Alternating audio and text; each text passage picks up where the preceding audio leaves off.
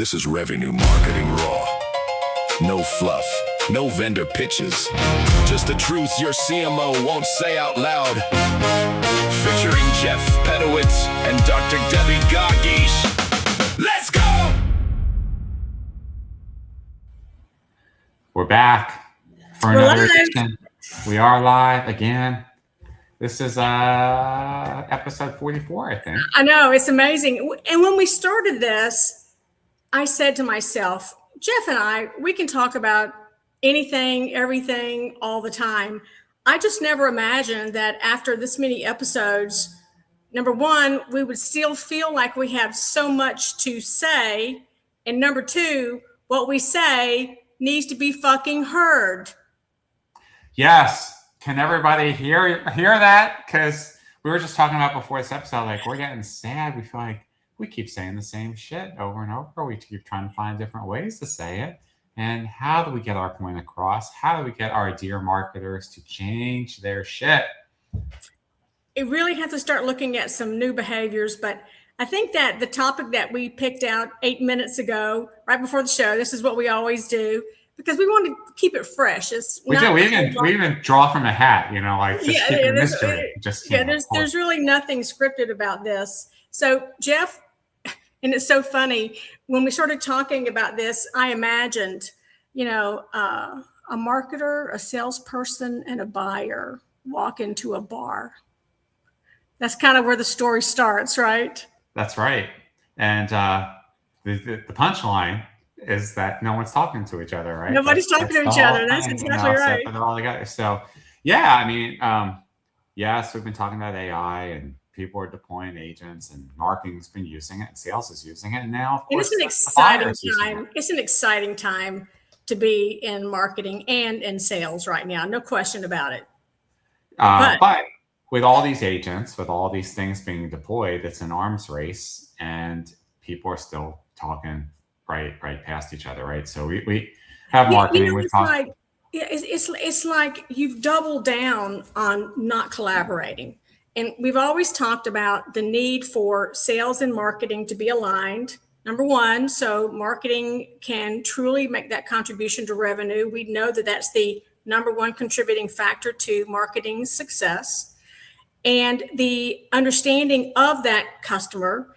And so how do you bring all that together? And it's like the more technology we have, the more marketing's running off over here and sales is running off over here. They're not paying attention. And then the bomb that's happening in the middle of all of that is, guess what? The customer is now going to a very different place where you are not to get information about. Well, no, wait a minute now. Who told the customer they can go out and get their own agents? That ain't right. Exactly. So let's talk about that, Jeff. Oh, that our customers actually have a voice that they're trying to exercise on their own under influence. Shocker,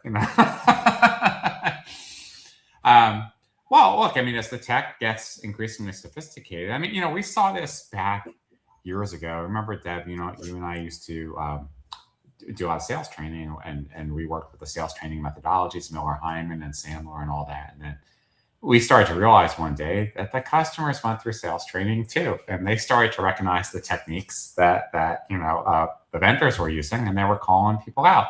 Like if you started with, "Well, Deb, I understand how you feel," and then the buyer would be like, "Oh, don't give me that feel felt pound bullshit. I've been through that training," right?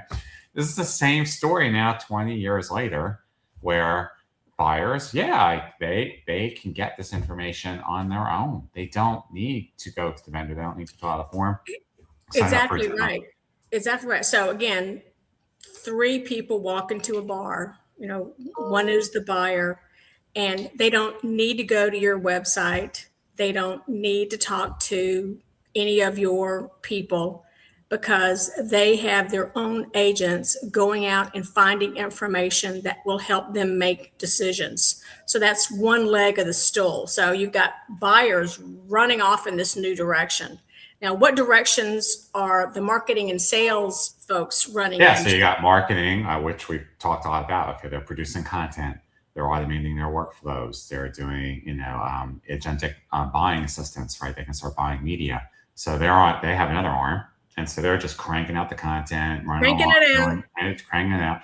Now you have sales. And 99.9% of the content they're cranking out are for humans, not for these buyer agents. That's right.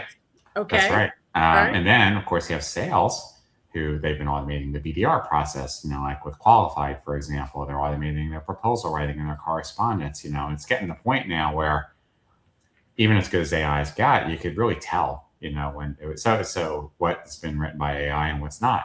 So, but everyone is trying to automate their own world, and nobody's actually trying. That's yeah. right. So sales is bragging, our time to proposal is, reduced, and then we're able to handle 17 times more calls, and we've laid off half of our BDR team. So they're patting themselves on the back. And marketing's like, well, they told us we had to do more with less. So we're producing more content than we have with a half a body because we're using AI for that. And the customer's like, well, fuck both of you, because I don't care what you're doing. I don't even need to talk to y'all. I'm just going to run my own process over here, and I'll let you know, if I buy. I might even not let you know if I go ahead and decide if I buy from you. So yeah, that's the world that we're in. Right. So if I'm the CEO looking at maximizing shareholder value, trying to make money for my shareholders, and we've got this nobody talking to anybody, right? Something has to change, right? Something fundamentally, positively. Well, you would think something has to change, but I guess if we want to be cynical about it, does it? Yeah. Well, we don't see it very often, because again, it's always this promise of technology. And again, the vendors do a great job of selling it. I was thinking about this the other day. I went back and I looked at all the shit I have bought through TikTok, right? And now you've got people on TikTok going on, this is the shit you should buy. This is the shit, It's like the modern home shopping network, right? Like a modern home shopping network, right? And I'm being completely influenced by what I see on TikTok, right? So we have to find a way to have everybody have the conversation around that customer. It always has to come back to the customer. Where are they? And I'll give you another example, Jeff. We were talking about the salesperson, and, you got sales patting themselves on the back. But what we're beginning to see now, because of these agents that are taking on these BDR roles, are when a sales rep does get involved, they are now having to reshape the expectations of the customer, right? Because they've only had this agentic conversation. They haven't had a real conversation around that. So again, I'm the CEO, I'm sitting up here, I'm trying to maximize value, and my marketing team is following the bright and shiny toy. My sales team is following the bright and shiny toy, because we've all got goals. They've all got to reach it. We're in a crazy world, and the buyer's way off over here doing something different. Well, I think you just hit a big part of the problem, is that maximizing shareholder value and doing the right thing over the course of time, those are mutually exclusive, right? Because not always. Well, but most of the time they are, because if you're a CEO, you might want to do things long-term that are strategically important, but then you have to maximize that right. And so you're constantly trading off. You are. Short-term metrics. Completely and totally agree with that. And marketing and sales are in that same boat, Deb, because even if marketing's not being held responsible for revenue, they're being held responsible for leads many times. And same thing, like, okay, what have you done for me lately? Or what have you done for the pipeline? Now, how many, maybe what, 1 out of 10, 1 out of 20? Teams are talking about, okay, so let's talk about where we want to get with our customer relationship over the next 12 months. Like, no one's saying that. They're saying, well, we have to hit our number. And this is a thread I think we have talked about all year. There is zero breathing space for change. And it will be those organizations that make that breathing space for change that will win in this AI world that we are in, because the change is here. It's coming. And so, and again, it's one of the things, I swear to God, this is one of the things that keeps me up at night when I think about our clients and what they're going through, is they want to do the right thing, but they're so driven by the short term. They're so driven by the right now there is zero breathing space for change, for thinking strategically, for thinking about how might I be collaborating better? How could we be sharing this? How, and again, it's just a theme, that we're seeing. But in the meantime, as we talk about where the buyer is, what marketing is doing, and what sales is doing, what are some short-term actions that we might suggest for folks to take in this conundrum? Well, again, I think it goes back to legitimately trying to understand the buyer journey, and where they are. And yes, we get it. We're all trying to sell our shit, but Yeah. putting that on the back burner for a second, saying, okay, so if my buyer is here, what is the very best thing that we can do for that client? And how now do we leverage our investment in our AI tools to do it at scale? So that wherever our buyer might be, whatever channel they might be in, how do I assist them? How do I build a better relationship with them wherever they're at? Oh my God. Don't we have a PowerPoint from like 2004 that says exactly that? Probably. I think we do. And everybody, I would start there because it comes back to the client, right? Every time. It does. I mean, yes, I get it. Sales is trying to close deals, but you really do have to understand where your buyer is and where they have been. So if you're just jumping in, trying to just sell like you've always sold, when they are armed and ready with intelligence up the yin yang, and they could basically fact check you in real time, even as you're having these conversations. Yeah. So what, you don't think that the buyer doesn't have their transcription going too? They don't have their little AI bots listening in on the conversation, telling them what they should be asking, when to call bullshit, when not. So I think we just have to recognize that just because you have AI, that's not anybody's advantage anymore. Just because you have a tool or a widget, it's how you're using it. You actually have to make a genuine effort to build a relationship. I think that is the first thing. You have to have somebody at an executive level in your company who sees this as an issue and will work toward rectifying that. And again, we see this time again. For example, product marketing. Oh, hell no. Product marketing doesn't talk to anybody. They don't talk to sales. They don't talk to the other parts of marketing. They've got their numbers. They got their products. They're gonna, it's just another example. So the first thing that has to happen is that there has to be more collaboration. That's absolutely true. And again, we live in the world of AI, and one of the great promises of that is this shared intelligence, right?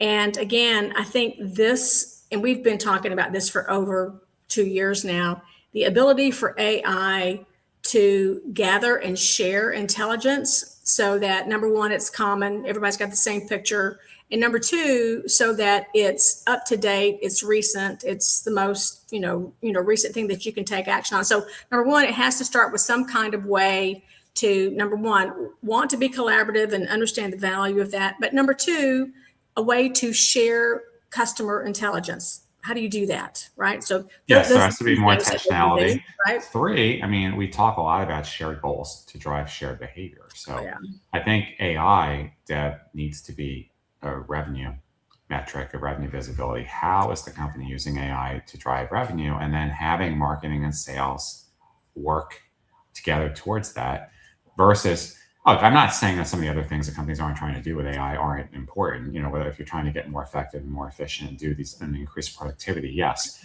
But if you truly want the teams working together towards a shared outcome, I think AI revenue impact has to be one. So let's talk about that, because that is not something that we've spent a lot of time on. And it's a really interesting topic, AI visibility, AI revenue. What does that mean? Let's break that down, Jeff. Okay. Well, I think first of all, instead of just having a litany of AI pilots scattered across the company and the enterprise, most of them are not going anywhere. It's sitting down and saying, okay, we're going to start intentionally using AI for our pipeline, for revenue retention and growth, and for net new. Now, let's identify the use cases where and how we're using AI in these processes, and we need to develop some processes that tag it, measure it, and we're going to define what the contributing number is. Okay. So that could be in several different ways. It could be as simple as, let's start like with any other source attribution, with deals that are coming in, referral from an LLM or an AI referral, how and where are they showing up in our line? Right. So, I mean, we're still talking about measuring revenue related events. It's just that now it's being driven specifically by AI, right? Well, yeah, but I mean, or are you thinking something different? Well, it's all parts of the equation, right? So look, let's just even take, so many sales teams now are racing to replace their BDRs with Qualified and some of these other, platforms. Okay, well, yes, it's easy to measure the cost savings. Now let's measure the pipeline lift, right? So, I get that, totally. that would be another one. Yeah. I mean, I get that totally. So again, we think about all the typical revenue events, and again, for me, I always think that not enough value is given to before it's considered revenue, right? Like, right. The early funnel, mid-stage funnel, all of that. I mean, nobody wants to pay attention to that, right? And it, for a lot of people, it doesn't become revenue related until it becomes an opportunity, even if it has 0% no close, right? So I don't want to get into that, but what I do want to get into, and this was a comment that you made, is that I think you called it AI visibility as a revenue metric. Yeah. What does that mean? So I think it's a couple of things. I think one, where are you using AI, right, internally within the system as part of the revenue function? I think it's AI visibility of where and how are my buyers using AI and how are they showing up, right? So I'm tracking referrals, right? I'm tracking when and how they're using it. So I'm trying to understand if AI is increasingly becoming more intertwined with the entire customer buying experience, visibility is where and how is AI showing up from the customer side and where is it showing up from our side? Right. So for example, if we used to, well, again, I'm still a little confused over how it shows up on our side because, well, that's why I was trying to show some examples, with the BDR one, or take a simple one. Okay, marketing uses AI to produce a piece of content. Okay, got it. Now that content gets tagged as it always does, and then where is that content showing up in consumption and influence, right? So that's an easy one. Right.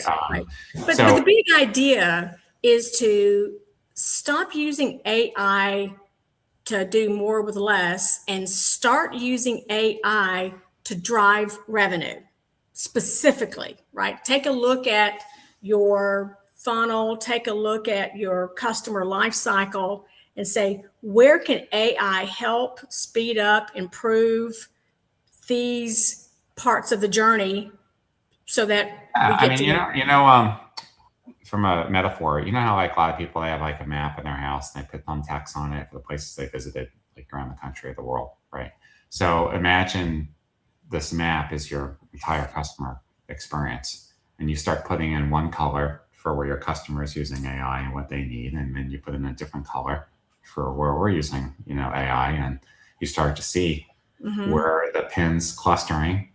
Where we don't have enough AI, where are the gaps, right? And that's, you sort of start to say, okay, if we were to use AI here, how can we use it better to line up with what our customers are doing at that pace? That's how I would start thinking about it.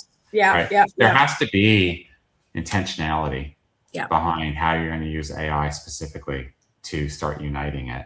And it does need a conversation. I agree. You can't, especially as AI automates more and more of this, you can't do this in a vacuum, because you're going to just be more at odds. Now, for those companies that already have, and if you already have e-commerce set up and customers can buy from you, it's going to get to a point where they don't have to come to your site to check out through your e-commerce cart. They can just buy through one of the large language models. So that's another version of AI visibility within the revenue function. I was thinking about back in the day, we would go into an organization and we would say, okay, we're gonna map the customer journey, right? And we're gonna see what marketing does in that customer journey, and we're gonna see what sales does in that customer journey, what their roles and responsibilities are. But then the next layer down is, how does technology enable all of this, right?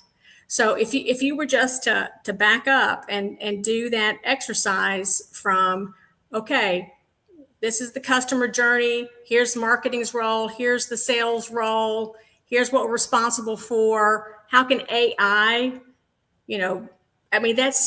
that's all you would have to do, right? Well, at least to get started, right? Except now you can't do that in a vacuum. You've got to think about where the customer is learning about you as well. And again, the customer has a problem. They want to go find a solution. They're going to go to someplace very different. They're going to go to ChatGPT. They're going to go to places where you are not, right? And how they get educated along their journey. They'll be going to different places as well, right? But that seems like a practical approach, right? Those are some of the basic building blocks, yes. But then I think what really most people are really missing is how to strategically use AI to create new states of being, new ways to interact and create dynamic relationships. I mean, I think you and I talked about this on one of the episodes, like about the chess and about how now grandmasters plus AI are playing each other, and they're elevating chess to a whole new level because they're creating strategies. If this game's been played for thousands of years, and now they're finding it. So I think it's the same thing here, right? Like, start there, but all of you guys have an opportunity to completely rethink how you can dynamically exchange information with your customers and elevate the knowledge and the discourse to a whole new level that previously wasn't even achievable. So you got to have at least a base rudimentary layer of AI running through your business and doing some of the right things. But then there's this massive upside to strategically use this powerful technology in ways that were not possible before. Right. And to me, that's really where the real magic comes in. Not using AI to automate the relationship, not using AI to automate the processes, which, but to re-envision the work, the relationship, the experience, right? And this is where I come back to, I see this, I think I see this in 100% of everybody that we work with. There's zero breathing room for that kind of innovation. No, because they're so busy running on the fucking hamster wheel, like, we got to do more with less. We got to run more. That's right. Still got to get the leads in. And, it's sad. It's just really sad that, this is one of the greatest breakthroughs in you and my lifetime. And we're still treating it like just another round of Martech. Yes, we are. In most cases. I would agree with that. With that. So, I think it's just the bolder CMOs and the bolder revenue leaders saying, you know what, I'm going to intentionally carve out time for this. I'm going to try and break the mold and do something different. And it's going to be the bolder organizations, right? So this is going to be a CEO, top-down kind of thing. And, like we always do in the history of technology, it's going to be the smaller, more agile organizations that can do that. So to your point, one person will be able to run $1 billion company. Look, if you're just using AI to automate your current processes and your current ways of communicating with your customers, why? Let me give you another stupid example. You do a net promoter survey because you want to track your customer satisfaction. So you just have AI take over the surveys. So AI is now sending out the same survey and then measuring it the same way. Okay, sure, that might be saving 2 people on your team's time, but what about all the 17 other data points that you could capture about whether the customer's happy, both inside or outside your organization, and you can completely change what it means to have a net promoter score versus asking just that one question. So that's just not it's rethinking and reimagining. It is how you can actually do things versus just doing the same shit faster, and doing more with less. Now, sure, there is some of that. Yes. I think there's some table stakes there. And yes, AI can help you become more efficient and productive. But then after that, then what? right? Right. Like, All right. So to sum up, a marketer, a salesperson, and a buyer walk into a bar. and get drunk together. I think they need to get very drunk and sit under the table to reimagine their world and collaborate. Yes. And then I think the other thing that you have to ask yourself, whether you did go into that bar or not, like, what did my buyer find about me when they went and used AI? And be ready to embrace the skeletons, right? You know, like nobody wants to talk about bad shit that's in their closet. But That's true. You know, so but, Jeff, I'm trying to bring us to a summation point, and you got another. Oh, I want to keep going, girl. I'm like, I know. I can tell that you're like, really into this, and maybe I would love to have a couple of sessions just straight up on sales. I recently did a podcast with Corporate Visions. And, what's happening in the sales world with AI, we could do something just specifically around sales as well. I think that would be a great thing to do. And also customer service, right? Let's not forget about our customer success teams. And yeah, let's leave it as a bar for now. Because, what better way? They're under a table. They're like 4 martinis in, and baby, they are redoing the world. Love it. All right. Until next week, I'm Jeff. I'm Debbie. We'll see you guys later. Bye.